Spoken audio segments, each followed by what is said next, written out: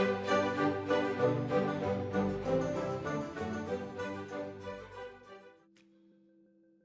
everyone, and welcome back to our channel. My name is Paula. And I'm Sarah Lee. And we're the Solo Soul Sisters.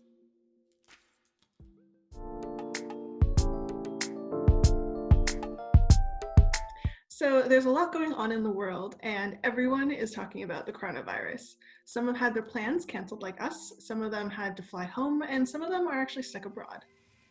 Some people have lost their money from their pre-booked trips, and some people have postponed their trips until, to be honest, who knows, right? No one has the answer right now.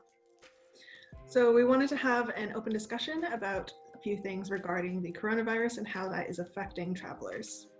Although we're here to give you information about how to venture out into the world and start traveling, we understand that we're in a pandemic right now. These are really strange and uncertain times. People have been laid off, and I read something online that I think sums it up pretty well, that we're all in the same storm, but in different boats.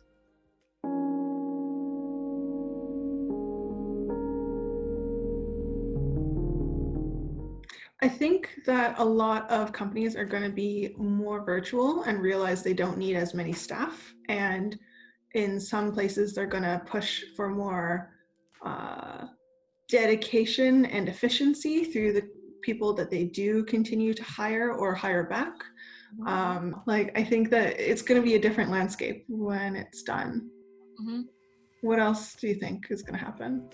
I definitely think that this situation is giving rise to more remote work and just potentially the digital nomad life for people who do start doing this remote work, because businesses might be realizing that people don't necessarily need to be in the office to get the work done if the job is online, like whether if you're working in marketing or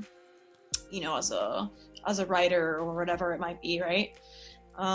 So I think that's interesting. I don't necessarily think that it's happening in the right way, where it took a pandemic, I think, perhaps for this landscape to change in the way that we work.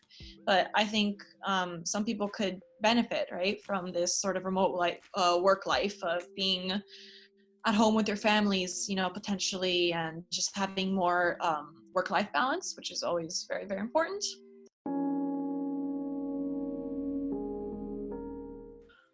On the one hand, I actually hope that it inspires more people to travel more, if that accessibility is there after being in social isolation and quarantine for so long.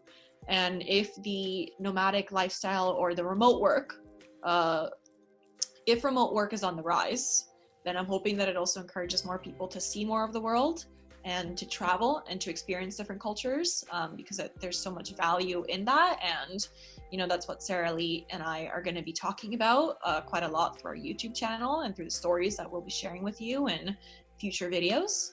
So that's something positive, I'm hoping, that potentially comes out of this, especially if this is an opportunity for people, if they have so much time to reflect and sit and think about what they want, and maybe start kind of reframing their mindsets around this life path, right, that we're all told we should go on. We should go to university, right? We graduate, we get a job, we probably get married, we have kids, we go on 2-week vacations, 3-week vacations. I'm hoping that with remote work, people also change their mindsets around how life should be lived, but assuming that quarantine ends, because quarantine and social isolation is not, I don't think it's anyone's cup of tea.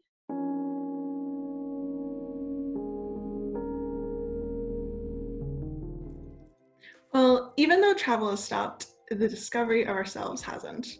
I think that we really need to stay positive and to see that there are so many opportunities that are going to come our way when this is over, and it's not going to be, it's not the end of the world. We have so many opportunities to use this time wisely and to think about where our businesses are going and what we actually want to do, and that goes from both the business side to ourselves. How do we want to live our lives? How do we want to feel every day? How do we want to improve ourselves and become better people and feel better and all of that, because it's time that we're not going to get again. We're in our lifetimes, I don't think, and I hope not, I don't think we're going to have another quarantine like this, another pandemic like this. And so it's really important to take this time for yourself and to explore yourself, know what your values are, know what your good qualities are, know where your strengths and weaknesses lie, and push forward and grow as a person, become more generous, become more thoughtful, become more skilled. And a lot of people are already taking up hobbies that are also useful, like sewing and cooking. Cooking is a really good one. Just taking this time to in a positive light and using this time for ourselves, I think, is super, super, super important. And it's also important to be grateful. So think about the good things that are happening in your life right now, whether that's having a place to call home, having enough food on the table, and also taking the time to realize that life is too short to not chase your dreams. Exactly. And just given some time to practice maybe some self-care, whatever that means for you, right? Just reflecting on yourself and your life and what you want to do. Because if you're digital nomads and travelers like us, backpackers, when you're constantly on the go, you don't have quite as much time, right? To sit and think, what do I want? Sometimes you do, but not as much as right now, where you're forced to stay in one spot and contemplate your life, literally, aside from whatever else you might be doing. Mm-hmm. We are still acting as your travel guides. We are still going to inspire you to go out into the world and experience new cultures. But, at the same time, like this video, has just demonstrated, and we know what's going on in the world, there is a pandemic. But that doesn't mean that we can't use this time to think about what it is that we want. And for some of you, it might come to the realization that you want to use this spike in remote work and become a digital nomad yourself when eventually we can travel again, when life starts going back to normal. And maybe that won't be in 2020. It's very possible that it won't be. We don't have the answers, but you can start thinking about it, because even if coronavirus wasn't happening, it's not thinking about wanting to go to become a digital nomad and thinking about wanting to go on this long-term backpacking journey is very different from heading out the door and actually doing it. There's the prep time that you need to account for. And we both already spoke to this a little bit of, it took me a year, it took Sarah Lee 2 years, it might take you 3. It all depends on your circumstances, right? And what your situation is, of how much money you can save and all of that. But we're hoping that with the content that we're going to be producing, it just starts to get you thinking about, if this is resonating with you, then this is something that you will sort of end up pushing and pursuing further, because I don't believe that this is the new norm. I just want to add on top of what Paula said, which was that for solo travelers, it often takes a while to prepare for this trip and to, yes, think about it and to actually realize it. So I want to just note that it takes a lot of courage to actually go on this trip and to travel on your own, because you only have yourself to rely on. And of course, there are ways to get in contact with people. You have the call that one friend helpline. Like, we used to have cell phones available, but we're very connected. it does take a big leap of faith in yourself and in the world to actually go and travel by oneself. And I think that we can sit and ponder this dream for a while and sort of stir in it and let it boil. But if we don't actually travel when we want to travel and take that leap of faith, then I think we're going to be resentful and regretful because it's something that we need to do for ourselves. And it's a journey we need to take for ourselves.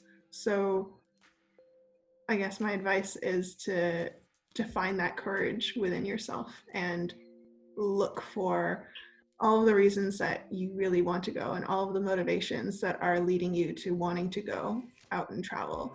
And yes, it sometimes seems a bit scary, but honestly, it's so much better than I thought it ever would be. No, it's just like Sarah Lee said, it's about taking that leap of faith in yourself and believing in yourself. And that's a hard thing to do. That can be hard. It didn't come easily to me. I'm not sure if it came easily to you as well. You know, it takes time, but think about it. And the more you think about it, the more you start manifesting this sort of in reality. Although, don't hop on a plane right now. Whatever you do. Whatever you do, just don't do it. All right, well, thank you so much to everyone that's made it to the very end of this video. If you enjoyed it, please make sure to give it a big thumbs up and click the subscribe button. There's also the notification bell if you want to be notified for when our upcoming content is coming out. And while you're waiting for that, you can check out our social media and all the articles and resources that we've put below. So we hope that this has been insightful and has maybe shown some new perspectives on the coronavirus and how it's affected travelers today. So stay healthy and safe until next time. Bye. Bye.